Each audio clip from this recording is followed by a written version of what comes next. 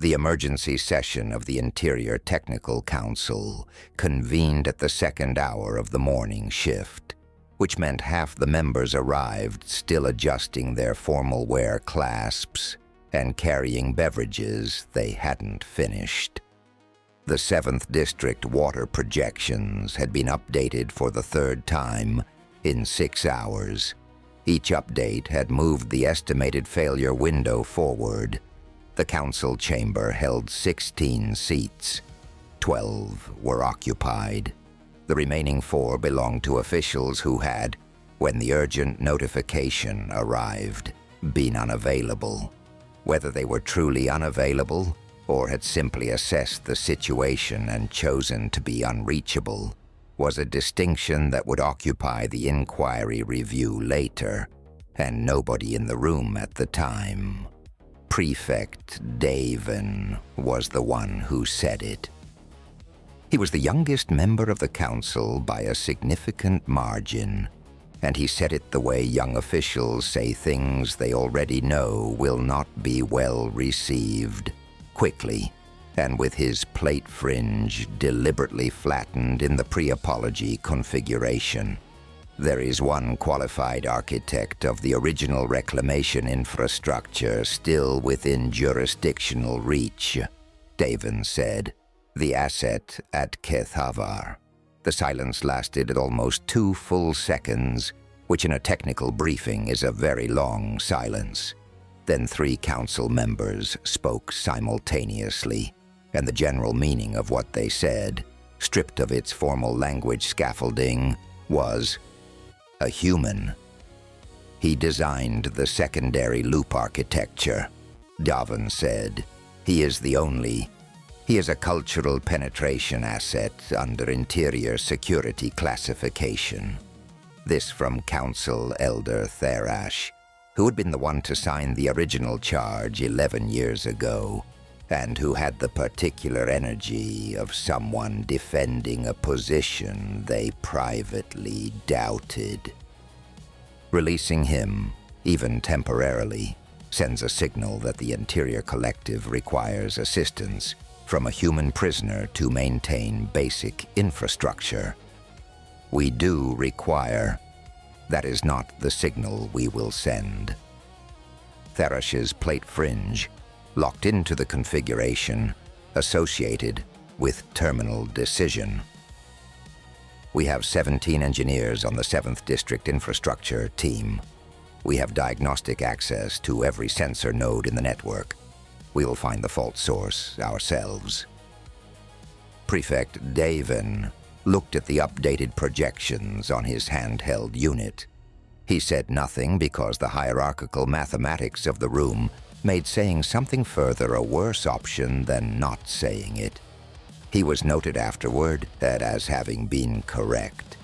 The council's 17 engineers spent the next 11 hours working the problem and producing 3 separate theories about the fault location, none of which proved accurate when tested.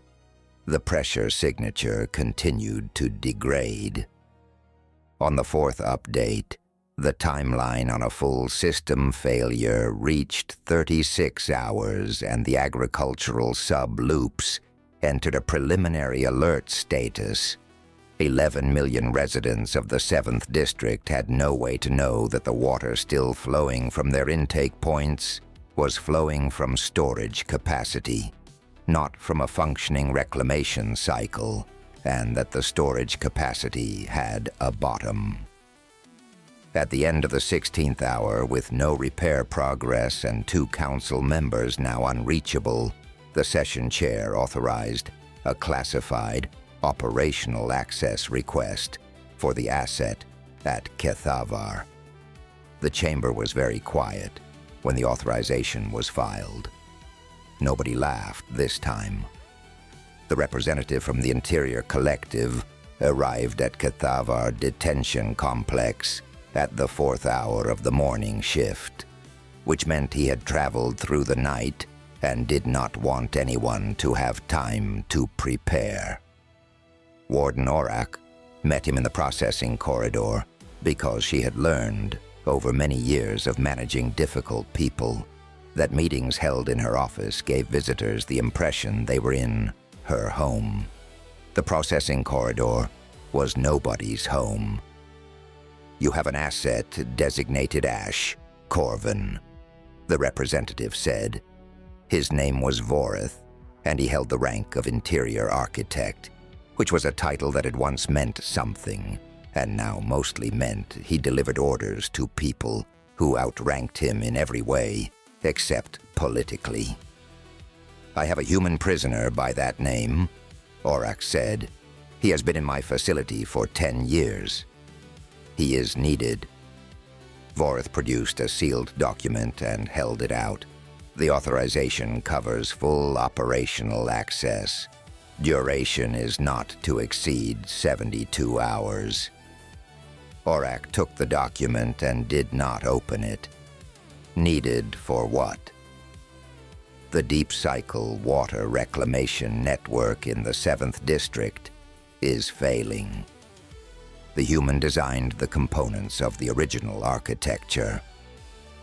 Voreth's secondary eyelid membrane flickered once, which in Vethrak social language was the equivalent of swallowing nervousness. "Our engineers cannot locate the fault source. So you need him. We need the asset." Aurak set the document on the processing desk. "You understand what you are asking. You are asking me to release to active movement a prisoner who has been held under interior authority for a decade. A prisoner whose case has never been formally closed. If something goes wrong." "Nothing will go wrong," Voreth said. "He will be escorted at all times. He will work. Then he will be returned." Aurak looked at the sealed document for a long moment. Then she picked it up and finally opened it. She read it slowly, which she did not need to do, because she had already understood what it contained. She was simply making Voreth stand there while she did it. "I will need my records administrator to process the release," she said. "His name is Sevik. He has managed the Ash file for 9 years. If there are complications, he will know the history." Voreth's plate fringe settled into the flat configuration that meant he considered this irrelevant. "Whoever you need." Aurak set the document down and pressed the intercom. "Sevik, report to the holding block. Bring the Ash file." Sevik had read the Ash file so many times he could reconstruct it from memory, which was, perhaps, appropriate given the nature of the charge. Cultural penetration. The formal accusation stated that Corvan Ash, human xenolinguist and infrastructure engineer attached to the Terran cooperative mission, had achieved an unlawful degree of comprehension of Vethrak cultural systems, institutional structures, and behavioral norms, constituting a threat to interior security. When Sevik had first received the file, 9 years ago as a junior clerk just assigned to Kethavar, he had read that charge and thought it was the most unusual crime he had ever encountered. Understanding people too well, he had never in the years since found a satisfying answer to the question of what made it a crime, rather than simply a skill. He gathered the file, which was now a physical binder thick enough to cause minor injury if dropped from sufficient height, and walked to holding Block 7. The block was quieter than the others. It always had been. Single occupancy cells, long-term residents, minimal incident history. Ash occupied cell 17, which had a small window that looked out at the retaining wall, which meant it looked at nothing. But the human had never complained about it. Sevik knew this because there was not a single complaint on record. In 10 years. There was, he had always thought, something worth paying attention to in that. A complaint was a form of negotiation, an attempt to alter the situation through communication. The absence of complaints over a long enough period was not the same as acceptance. It was something else. He had never been quite certain what to call it. He unlocked the outer door and went in. The human was already standing. Not at the door, not urgently, just standing near the center of the cell in the way a person stands when they've been awake for some time and are not yet sure what the day will require of them. He was taller than Sevik had expected, which was strange since Sevik had read the physical description dozens of times. The file said Corvan Ash was 1.84 meters tall, with a lean build and gray starting at his temples. The file did not adequately convey the impression of stillness he projected. Not the stillness of someone suppressed. The stillness of someone who had simply decided not to spend energy on movement that served no purpose. On the shelf mounted to the cell wall, there was a flat gray stone. Smooth. Worn. It sat beside a stack of legal texts that Ash had accumulated through the standard educational access request system over the years. Texts Sevik had personally processed, none of which had triggered an interior security flag individually, and which Sevik had never, until this moment standing in the doorway, thought to consider as a collection rather than as separate items. He would think about that later. Ash looked at Sevik, then at the binder under Sevik's arm. "That's my file," Ash said. His Vethrak was fluent, not accented, fluent. Sevik stopped moving. He had known from the file that Ash spoke Vethrak. He had not expected to be spoken to in it immediately, in a tone that implied it was the obvious language to use. "Yes," Sevik said. "How long have you had it?" 9 years. Ash nodded once, then slowly, like this was information he was filing away. "What has happened?" Sevik told him. "The Water Reclamation Network, the 7th District, 72 hours. Ash listened without interrupting, without asking clarifying questions, without changing his expression in any visible way. When Sevik finished, Ash asked his single question. "How long has the pressure signature been degraded?" Sevik blinked. "I don't know." "Find out before we go anywhere near the network. The failure timeline depends on it." Ash picked up the smooth flat stone from the shelf and put it in his pocket, and then moved toward the door. "I assume there is an escort." "Yes." "Then let us not keep the warden waiting." Warden Orak had seen a great many things in her years at Kethavar, but she had not previously seen an interior architect take 2 steps backward when a prisoner walked into the room. Vorith did it instinctively, his plate fringe rising in the alert configuration before he controlled it. The human was simply tall and calm, and looking at Vorith with the polite attention of someone who had just been introduced to a colleague at a professional gathering. "Corvan Ash," the human said in Vethrak, extending one hand palm up in the Vethrak gesture of open consultation. Vorith, visibly working to maintain his composure, did not respond to the gesture. "He offers formal consultation," Sevik said quietly. "I know what it means," Vorith said. "I've had a long time to get the accent right." Ash said, "I know I am still slightly flat on the front palate consonants. I have been working on it." He dropped his hand. "The pressure signature on the main reclamation loop. How long has it been running low?" Vorith looked at Orak. Aurak looked at Ash with something that might, in a different species and a different context, have been called appreciation. "We have diagnostics from the last 40 days, Vorith said. "The degradation began approximately 30 days ago. That is not the start.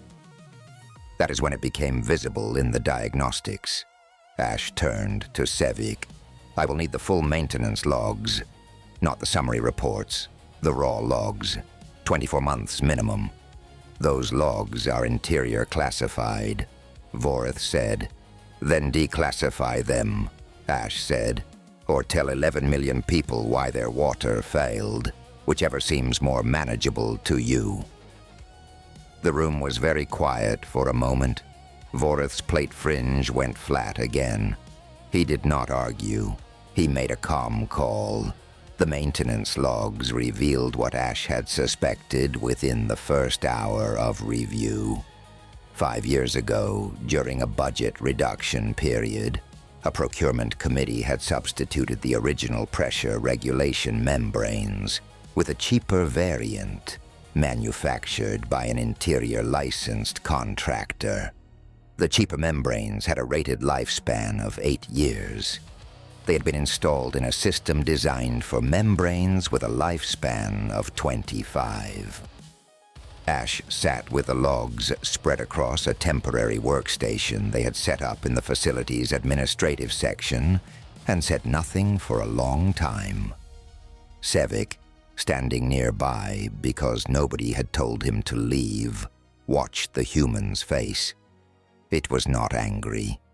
It was the face of someone doing arithmetic. The slow, methodical arithmetic of someone who is adding up not just numbers but consequences, and who is being careful not to mistake the sum for something simpler than it is. "The membranes are fracturing," Ash said finally. "Microfractures. The pressure signature looks like a flow problem, but it is not. It is a containment problem. The entire secondary loop is leaking at the membrane junctions." He stood up. "I need to go into the conduit system." Vorith, who had been hovering near the doorway, said, "That is not part of the authorized scope." "The authorized scope was fix the network," Ash said. "I cannot fix it from here. I need to physically assess the membrane condition. We have engineering teams who can do that. Then why are they not fixing it?" The question was not hostile. It was genuine. Ash looked at Vorith with the expression of someone who actually wanted an answer. Vorith said nothing. They could not identify the problem because the symptoms resemble something else. Ash said, "I am not criticizing your engineers. The substitution was made 5 years ago, and nobody outside procurement knew. The engineers are working from the original schematics, which show the correct membranes. The installed membranes do not match the specifications." He gestured at the logs. "May I have clearance to enter the conduit system?" Vorith made another comm call. This one took longer. Sevik watched Ash while it happened. The human stood without fidgeting, without checking his expression in any reflective surface, without doing any of the things people do when they are performing patience, rather than practicing it. He simply waited. The smooth gray stone moved through his fingers once, slowly, and was still. The Vethrak engineering team assigned to accompany Ash numbered 4, and their supervisor was a young engineer named Pethav, who had the permanently slightly alarmed expression of someone who had been given a responsibility they suspected was too large for them. He met Ash at the access point to the main conduit network and handed him a technical overview without speaking. Ash read it. Pethav watched him read it with the careful attention of someone who was also, without appearing to, reading Ash. "You wrote this?" Ash asked. "I compiled it from the diagnostic reports." "No, you wrote this. You reorganized it." Ash tapped the second page. "This section on the pressure differential is not in the diagnostic report. You calculated it yourself." Pethav's plate fringe shifted to a configuration Sevik, who had followed them, recognized as the lower caste equivalent of not wanting to draw attention. "I thought it was relevant." "It is the most useful thing in here," Ash said. "Walk me through it while we go in." Something shifted in Pethav's fringe, small, controlled, but visible to someone paying the right kind of attention. Not excitement, exactly. Something quieter. The recognition of being seen clearly. The access conduits were built for Vethrak engineers. Ash was approximately 30 centimeters too tall to walk upright in most of them, and broader through the shoulders than the access corridors anticipated. He worked his way through by turning sideways, crouching in segments, and at one point, simply lying flat and pulling himself forward with his arms while Pethav, who fit comfortably, walked alongside him describing what the diagnostic sensors had shown. He did not ask for the conduits to be wider. He did not comment on the difficulty. He simply moved through what was there, at the pace available, and kept asking questions.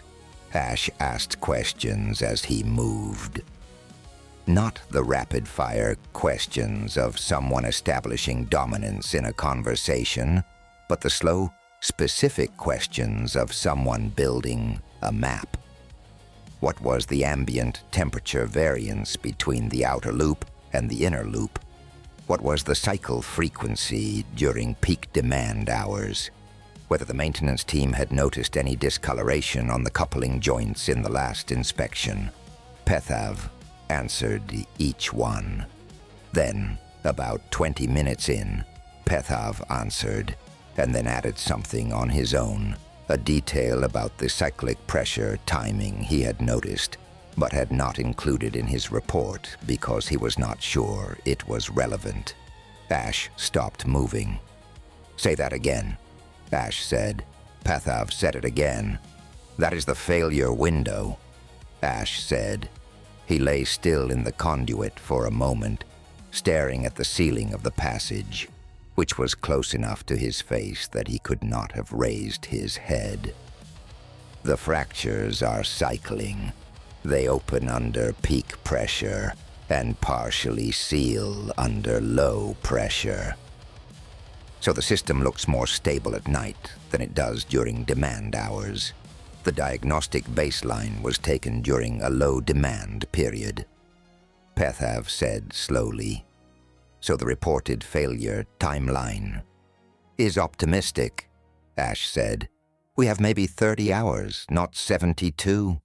He started moving again, faster this time, but still carefully, because the conduit was not built for someone moving at speed, and damaging a junction now would make everything worse. There was no urgency in his voice. There was only the steady recalibration of someone for whom a changed variable was simply a changed variable, and who understood that panic was a form of inefficiency.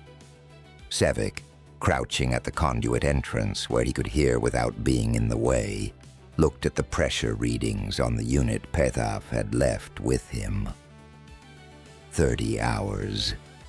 11 million people. The agricultural sub-loops serviced the food production systems for the broader district cluster. Full failure of the reclamation network was not just a water shortage. It was the beginning of a cascade that the logistics models did not take more than 3 steps to reach something very bad. He had known this academically from the briefing documents, hearing Ash say it in a conduit, flatly, as a fact that changed the work schedule, made it real in a different way. The membrane junctions were worse than the logs had suggested. Standing in the main inspection chamber, a room large enough for 3 Vethrak to work comfortably, which meant large enough for 1 human to stand upright and 1 Vethrak to stand next to him. Ash examined the nearest membrane, coupling with a diagnostic scanner, and the kind of focused attention that made the chamber feel very quiet. 2 of the 7 couplings in this section are already compromised past the failure threshold, he said. If we shut down the secondary loop now, we can replace these and recalibrate the remaining 5. Total disruption would be approximately 18 hours for this section, but there are 3 other sections. He looked at Pethav. How far apart are they? Pethav pulled up a schematic on his handheld unit. 700 meters to the next section, 1,200 to the third. The 4th is the primary loop junction. It is 9 minutes travel time from here. Ash studied the schematic with the patience of someone who was not just looking, but letting the information settle into some internal arrangement where it would be more useful. If we work all 4 sections in sequence, Ash said, the total disruption window is 18 hours per section, 4 sections, not running in parallel because the secondary loop has to be offline for all of them. He paused. 36 hours minimum for the residential districts, 72 for the agricultural sub-loops. He looked at the membrane coupling again. Unless, Pethav said. Then he stopped. Unless what? Ash said. Pethav's plate fringe moved through several configurations quickly. He had the look of an engineer running a calculation that he was not yet certain he had permission to share. I have been thinking, he said. The secondary loop is not a single system. It was constructed in 2 phases. The phase boundary is at the 3rd section junction.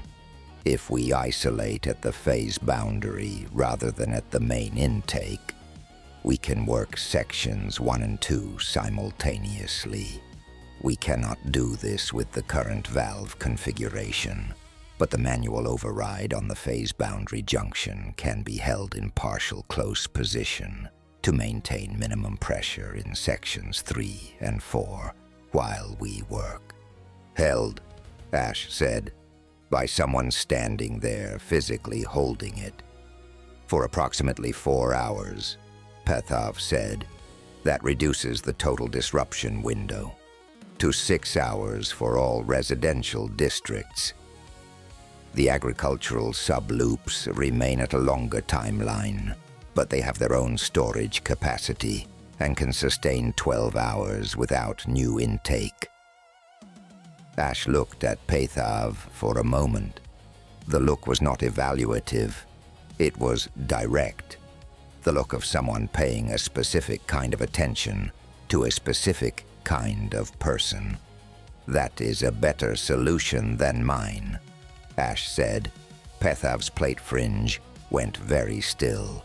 In 9 years of managing files and people and administrative corridors, Sevik had watched senior officials receive compliments, acknowledgments, and formal commendations. He had watched the social performance of being recognized, the careful management of one's response to status confirmation.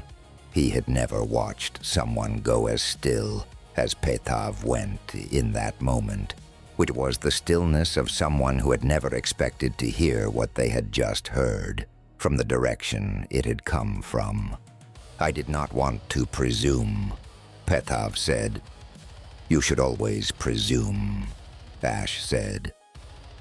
When the alternative is a worse outcome, come on, let us go tell Vorith we are changing the plan. Telling Voreth they were changing the plan went approximately as well as the relevant mathematics suggested it would. Voreth's first concern was that the plan had not been cleared through Interior's Technical Oversight Division. His second concern was that the plan involved a human prisoner operating outside the explicitly authorized scope. His third concern, which he stated more quietly, and which Sevik suspected was actually his first concern in order of importance, was that if this plan failed, the failure would be documented as having been authorized by Voreth's office. Ash listened to all three concerns. He did not interrupt. When Voreth finished, Ash said, "The second plan was Pethav's. Engineer Pethav from your own service. His name should be on the authorization, not mine." Voreth looked at Pethav. Pethav, to his credit, did not immediately retreat into the plate-down configuration of someone trying to avoid notice. He held his fringe in neutral and said, "I believe the modification is sound." "Document it that way," Ash said. "Engineer Pethav's proposed solution, with my technical concurrence on the membrane assessment. Then it is an interior engineering solution with an outside technical consultant's support. That is the framing." Voreth's membrane flickered. He understood very clearly what was being offered. The credit structure Ash was proposing would remove Voreth from the primary accountability position for the solution. It would also, incidentally, give Pethav formal credit for what was genuinely Pethav's idea. These two outcomes were not in conflict. Voreth made his decision with the speed of a bureaucrat, recognizing a favorable wind. "Process the authorization under Engineer Pethav's name," Voreth said, addressing nobody in particular. "The consultant's assessment is to be logged as supporting documentation." Sevik wrote it down. He would think about this later, too, about what Ash had done there and how he had done it, and that the technique was not manipulation exactly, but something more precise. The alignment of what was politically useful to Voreth with what was technically accurate and what was equitable to Pethav. All three outcomes pointed the same direction. Ash had simply arranged the framing so that everyone involved could see only the outcome they cared about, and the correct result happened anyway. It required understanding people very well. Sevik understood, finally, what had made it a crime. The repair work began 4 hours later, after the residential district communications had been issued, and the secondary loop isolation was initiated. Pethav stationed a maintenance worker at the phase boundary junction with instructions on how to manage the manual override. It required constant physical pressure on a valve handle that was at an awkward height and was not designed for extended operation. The worker, a low-caste maintenance technician named Drev, said very little, and then simply stood at the junction and held the valve in position without complaint. Ash and Pethav worked the first section together. The membrane replacement work was detailed and physical. The couplings were designed to be serviced by Vethrak hands, which were smaller than human hands and had a different grip geometry. Ash modified his approach after the second coupling, working with 2 fingers on the coupling alignment, while Pethav's full hand managed the seal. They settled into a rhythm without discussing it, each adjusting to what the other was doing by observation rather than instruction. The third coupling did not seat correctly. It sealed on the first pass by the scanner, then showed a micro gap. When Pethav ran the secondary check, Ash unseated it and started again. It did not seat correctly on the second pass either. Pethav waited. Ash examined the coupling face, found a small deposit of crystallized mineral scaling that the maintenance records did not reflect, had been cleaned, scraped it clear with the edge of a calibration tool, and tried again. The third pass seated correctly. They moved to the fourth coupling, and the fifth, and the sixth, at the seventh coupling, which was in the narrowest accessible section of the chamber, and required Ash to work at an angle that put significant stress on his shoulder. Ash stopped after the first pass and said, "I need you to hold this in alignment while I reset the seating tool." Pethav held the coupling. The primary loop pressure gauge on Pethav's handheld unit started climbing. Pressure was building behind the isolation valve. Drev, at the phase boundary junction 9 minutes away, was maintaining the override, but the build rate was faster than the estimated model. They had a few minutes before the partial pressure in the isolated section would exceed the tolerance on the unsupported coupling Pethav was holding. "Do not move," Ash said. "I am not moving," Pethav said. Ash reset the tool. He applied it. The coupling seated on the second pass. The seal held. He ran the check. "Good," he said. He took the pressure gauge from Pethav's hand and looked at it. "Tell Drev to hold for 8 more minutes. We can finish this section." Pethav passed the message. Drev held. They finished the section in 6 minutes and 40 seconds. The second section took longer because the membrane degradation was more advanced than the scans had shown. 3 couplings required full replacement rather than reseating, and the replacement units had to be physically carried through the conduit from the access point. Ash did most of the carrying because he could manage larger loads in a single trip, which reduced the total number of passes and saved approximately 40 minutes. This was not discussed or assigned. Ash simply looked at the replacement units, looked at the conduit geometry, and started loading them. By the time the second section was complete, Drev had been holding the phase boundary valve for just over 4 hours. Ash and Pethav emerged from the access point, and Ash walked directly to the phase boundary junction without stopping. Drev looked at him. The worker's upper plate fringe showed fatigue indicators that Sevik recognized as genuine physical strain. The handle had been held in an uncomfortable position for 4 hours with no break and no acknowledgement from the surface team, because the surface team was Vorith, and Vorith had been inside filing authorization updates. Ash said in Vethrak, "You can release it now." Drev released the valve.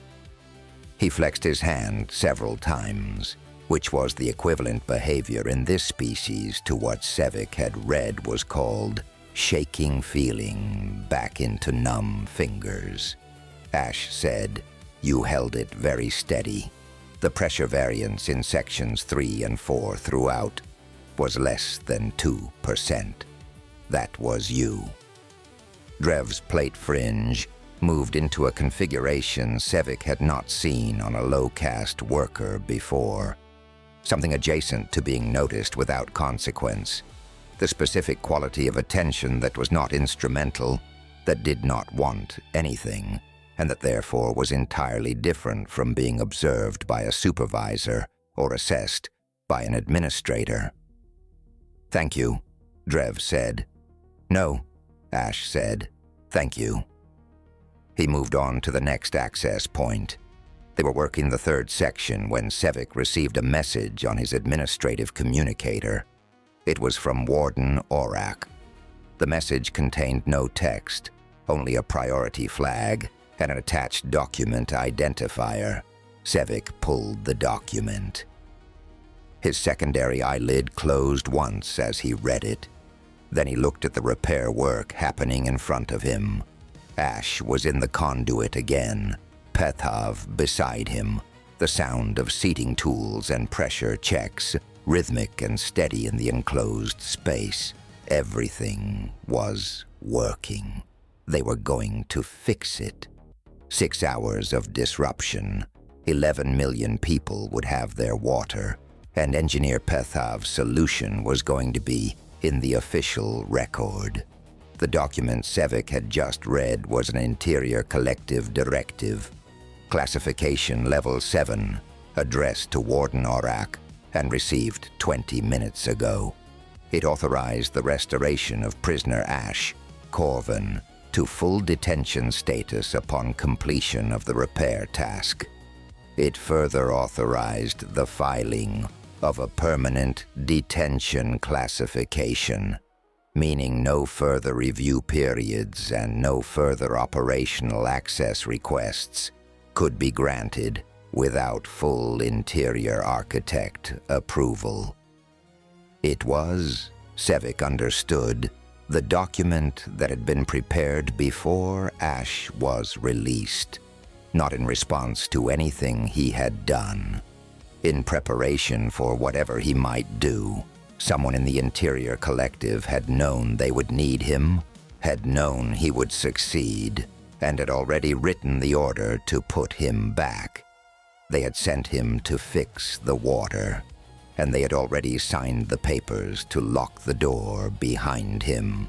Sevik stood in the access corridor for approximately 30 seconds. He thought about the binder under his arm 9 years ago. He thought about the charge that was filed, understanding too well, and what kind of institution would name that as a crime rather than a skill.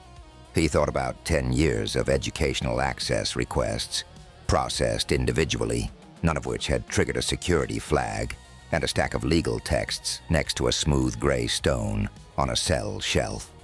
He thought, he has been waiting for exactly this. Not the repair job, the document. Then he walked to the conduit access point and waited. When Ash emerged from the third section, Sevik handed him the document. Ash read it. His expression did not change. Then he looked at Sevik. "How long have you had the file?" Ash said. Not a question, a reference to the conversation from this morning, 9 years apart from nothing. 9 years, Sevik said.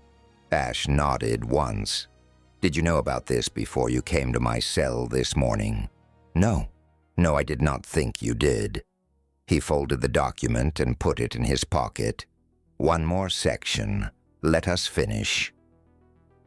They finished the 4th section in the early hours of the following morning. The secondary loop was restored to full pressure. The residential district communications reported water availability within the projected window. The agricultural sub-loops cycled back to normal within the hour. Pethav checked the primary diagnostic readings 3 times, then set his handheld unit down and allowed himself a very small, controlled expression of satisfaction. The expression was brief, and he controlled it quickly. But Sevik saw it. He thought he understood it.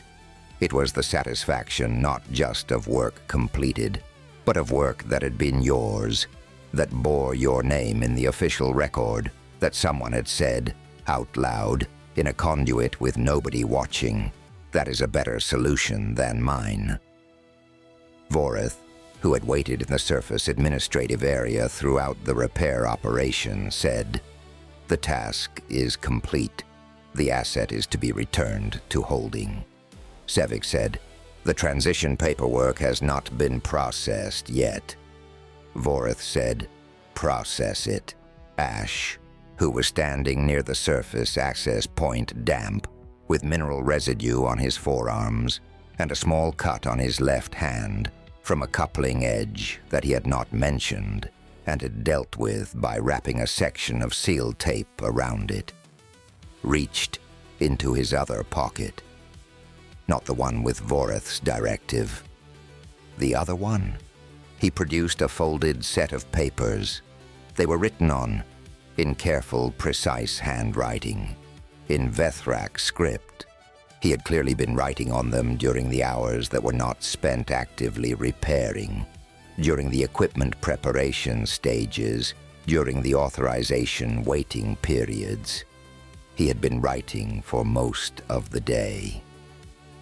Before the processing paperwork, Ash said in Vethrak, with the flat palate consonants slightly more accurate than they had been this morning, I would like to submit a formal deposition to the Reconciliation Court.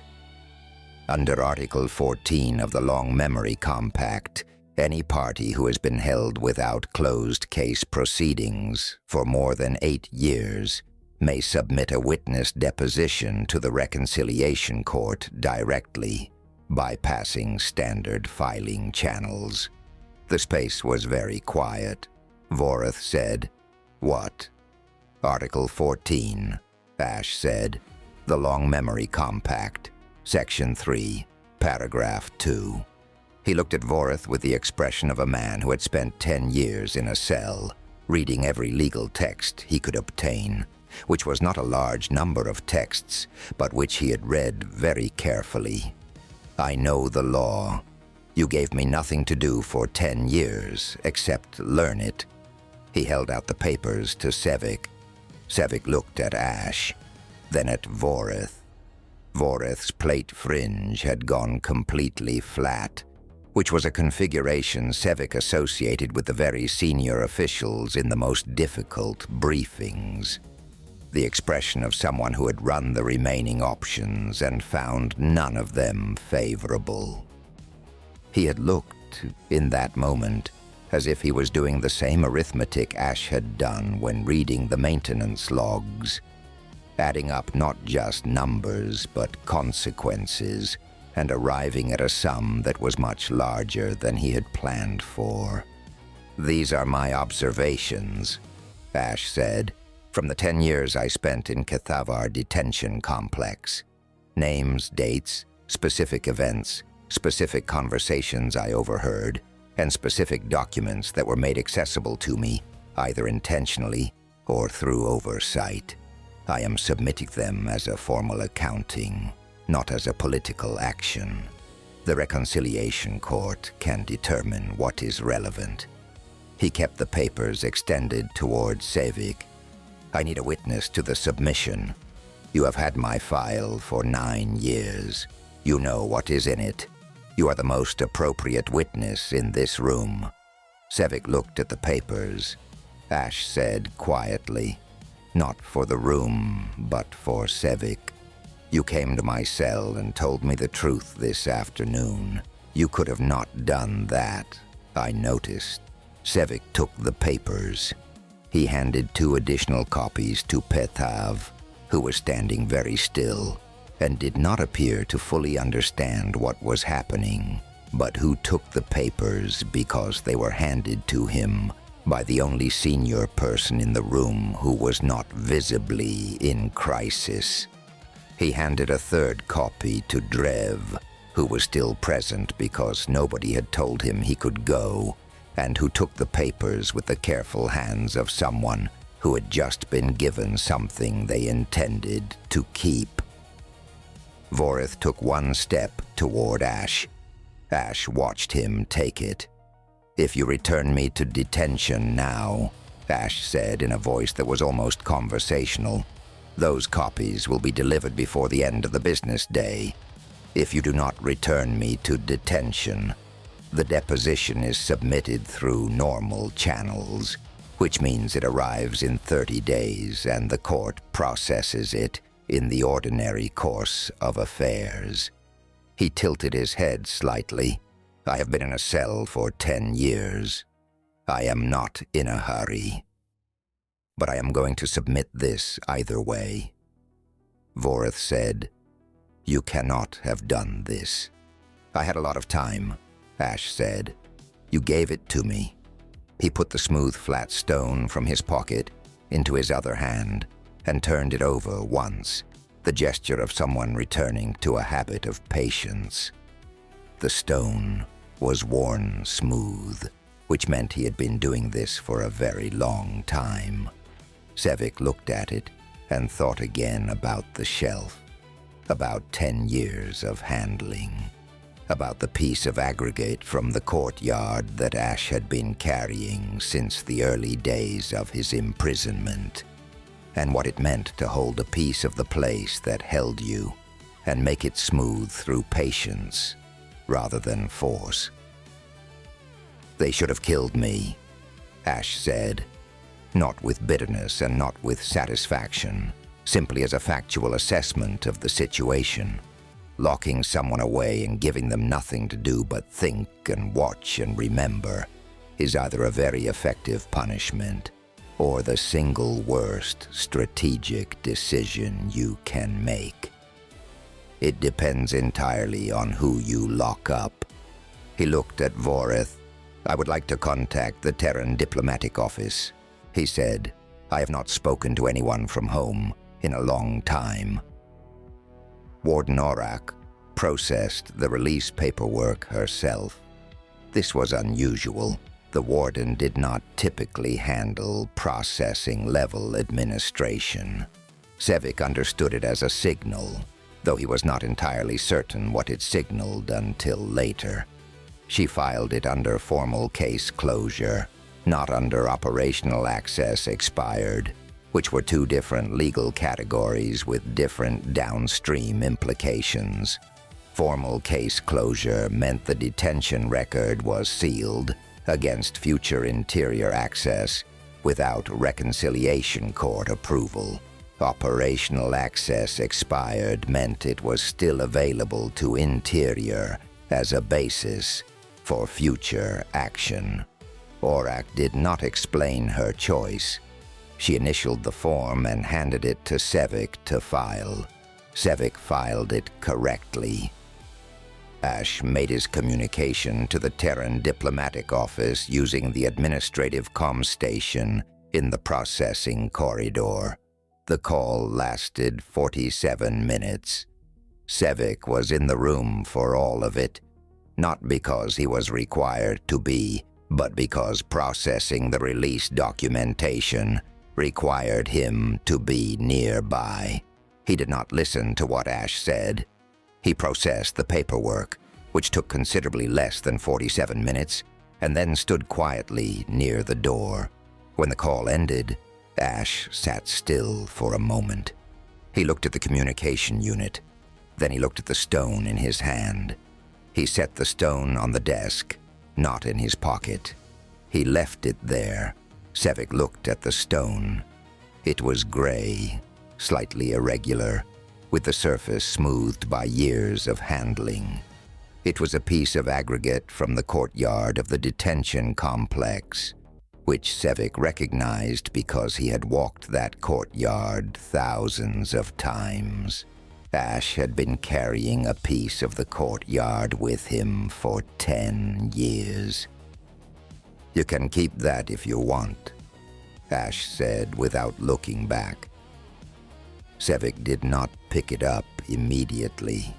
After Ash had been escorted to the visitor accommodation area to wait for the diplomatic vessel, Sevik picked up the stone and held it in his hand for a moment. It was lighter than it looked. He put it in his desk drawer. The Reconciliation Court's notice of inquiry arrived 28 days later, 3 days ahead of the standard processing timeline, which was the long memory cast's way of indicating that the submission had been considered unusually thorough and was receiving prioritized attention. The notice named 4 senior officials of the Interior Collective by title and record number. It did not name Voreth, who was a relatively junior figure and whose involvement had been, as the court's notation indicated, more administrative than directive in nature. It did name the procurement official who had authorized the membrane substitution 5 years ago, though this was a separate inquiry on the technical record and not part of Ash's original deposition. Pethav's analysis had identified the substitution source clearly enough that the Maintenance Oversight Division had filed their own accounting without needing any prompting. The Cultural Penetration Statute was referred to the Legal Review Assembly within 6 weeks. It did not survive the review.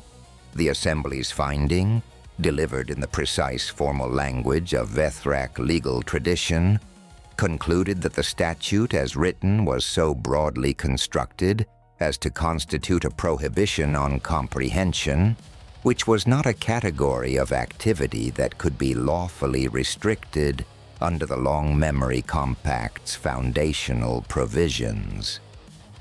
The relevant compact provision cited in the finding was one that Sevic recognized from having once seen Ash reading a legal text in his cell years ago. A text that Sevic had processed as a standard educational material request. He sat with that for a while when he read the finding. Pethav was formally credited with the Reclamation Network repair solution by the Interior Technical Division. His name appeared in the maintenance record as lead engineer of record, with the consultant's supporting assessment cited in the footnotes. He received a grade advancement within the month. He also began asking questions in division technical briefings that were, as Sevic had been told by someone in the Engineering Oversight Division, either going to make him very valuable or cause significant institutional friction, depending on how his supervisors chose to handle it.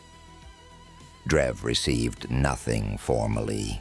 Low-caste maintenance workers did not receive formal credits in the systems Sevic worked in. But someone, at some point before Ash left, had submitted an anonymous notation to the facility maintenance team's performance review file, noting that a specific technician had demonstrated exceptional, sustained performance under physically demanding conditions in a time-critical situation. The notation was anonymous. It used precise language. Sevic recognized the sentence construction.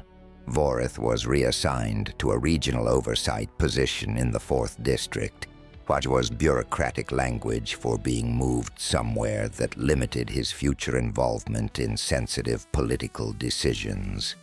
He did not file a protest. Sevic did not see him again. The Terran diplomatic vessel arrived 4 days after the call.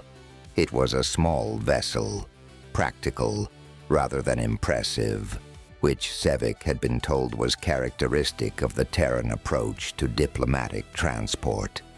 He was at the processing departure area when Ash was escorted out. The escort was a formality by then. The paperwork had been completed, the case formally closed, and there was no legal basis for the escort except habit. Ash shook Auroch's hand, which was a Terran gesture she accepted without comment, and which involved a brief, firm pressure contact that Sevic observed with the slight discomfort of someone watching two cultural norms try to coexist in a single hallway. Ash looked at Sevic. "You processed a lot of paperwork for me," Ash said. "It was my assignment." Sevic said, "You could have processed it differently." Ash said, "More than once." Sevic considered saying several things. He said, "I processed it correctly." Ash nodded once. The nod was the same as the one from what felt like a much longer ago than 2 days. The nod of someone filing information in a place where it would be more useful later. He went through the departure access. The vessel departed at the end of the shift. Sevik went back to his desk, processed the departure notation, and filed it. 2 weeks later, a message arrived for him from a Terran diplomatic address. It was brief. It thanked him by name, not by title. It noted that Engineer Pethav had been asking questions in his technical division that were going to result in either a significant career advancement or significant institutional friction, and that someone who understood both Pethav's capabilities and the relevant political terrain might want to take an active interest in how that resolved. It suggested, with the precision of someone who had been watching institutional structures for a long time, that a transfer to the Engineering Oversight Division would place Sevik in a position to be that someone. Sevik read the message 4 times. On the 5th day after receiving it, he submitted a transfer application. He cited professional development interests and a desire to expand his administrative portfolio. He did not cite the message. The application was approved within the week. He moved to Engineering Oversight. On his first day in the new division, he introduced himself to Pethav, who was in the middle of a technically detailed argument with a supervisor about pressure variance modeling that the supervisor was losing on the merits. Sevik waited until the argument reached its natural pause. Then he said to the supervisor, in the carefully neutral tone he had developed over 9 years of managing difficult files, Engineer Pethav's variance model is consistent with the methodology credited in the 7th District repair record. If there is an institutional question about the methodology, I can pull the formal documentation. The supervisor looked at Sevik. The argument did not resume in the same form. Corvan Ash had spent 10 years in Cell 17 of Holding Block 7 at Kethavar Detention Complex. The cell measured 3 meters by 4 meters. It had a shelf, a sleeping surface, a window that looked at a retaining wall, and whatever reading materials could be processed through a standard educational access request without triggering an interior security flag. He had a piece of aggregate from the courtyard. He had not spent those 10 years waiting to escape. He had not spent them planning revenge. He had spent them learning, observing, and practicing patience with the dedication of someone who had decided that if time was being taken from him, he would at minimum make time useful. The Interior Council members who had laughed at the suggestion of needing him had been operating on a reasonable assumption. They knew his physical dimensions. They knew his species population, its military capacity, its galactic footprint. They knew, in every measurable category, that a human prisoner was a bounded and manageable variable. They had done the math. The math had looked correct. What they had not included in the calculation was what happens to a precise, disciplined mind when you give it a decade of solitude and nothing to do but study the institution that imprisoned it. The Vethrak who imprisoned him had believed that containment was control. That if you removed a person from the situation, the threat they represented was removed with them. This logic is intuitive and nearly always wrong because it assumes the threat was situational rather than internal. It assumes the person is a product of their circumstances rather than a product of their own sustained effort. What Ash had been, and what 10 years of solitude had made more precisely and more dangerously true, was a person who understood the difference between waiting and being patient, Waiting is passive. Waiting is the surrender of agency to the passage of time. Patience is active. Patience is the deliberate management of your own readiness in anticipation of the moment when readiness will matter. He had been ready, and the moment had come with 72 hours' notice and a failing water system. The Interior Collective members who faced inquiry later said, in their own defense, that they had been cautious, that they had removed a risk, that no one could have anticipated what followed. The Reconciliation Court's long-memory assessors, who were professionally unsympathetic to this line of reasoning, noted in their findings that the risk had not been removed.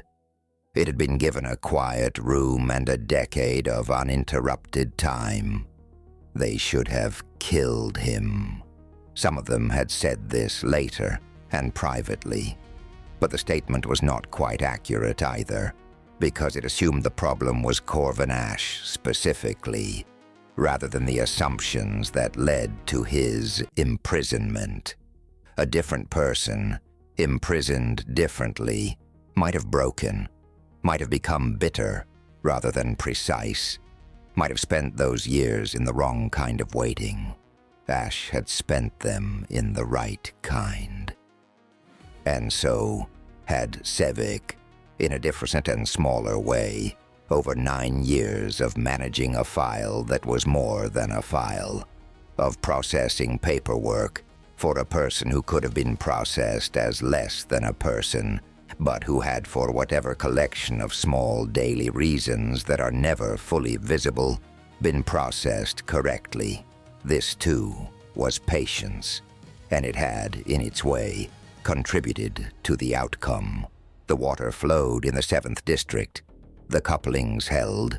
Pethav's model was eventually adopted as standard methodology by the engineering division, though this took 3 years and the active advocacy of a well-placed administrative specialist who had learned from watching a human work in a tight conduit for 6 hours that the right question asked at the right moment is almost always more effective than any amount of effort applied at the wrong one. The stone sat in Sevik's desk drawer. He did not know exactly why he kept it. He looked at it occasionally, when a file was difficult or a decision was not obvious, and thought about a person who had been given a small gray piece of the world to carry, and had carried it without complaint for 10 years before setting it down, as if to say, "You can put it down now." It is possible to spend a very long time in a difficult place and emerge from it, not diminished, but concentrated. This is not a comfortable fact. It requires believing that people are capable of more than their circumstances suggest, which is a belief that is often wrong. It is also occasionally so precisely right that the people who bet against it find themselves spending the rest of their careers being reminded of it. They had counted the cells. They had counted the years. They had counted everything about him except the one thing that mattered, what he had done with the time. The Interior Council had laughed. Then the water failed. Then the human fixed it on his way out the door. That is the kind of math that does not fit in a security classification, the kind that cannot be contained in a warrant or a charge or a cell, the kind that only resolves one way, once you understand what you are actually measuring. Strength is not the size of the force you deploy. It is the quality of the person standing in front of the problem when the moment arrives. They gave him 10 years to become that person. He used everyone.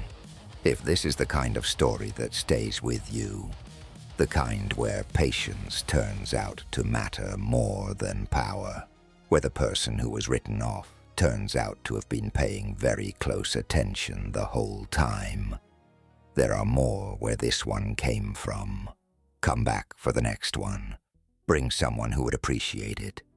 The water flows. The couplings hold.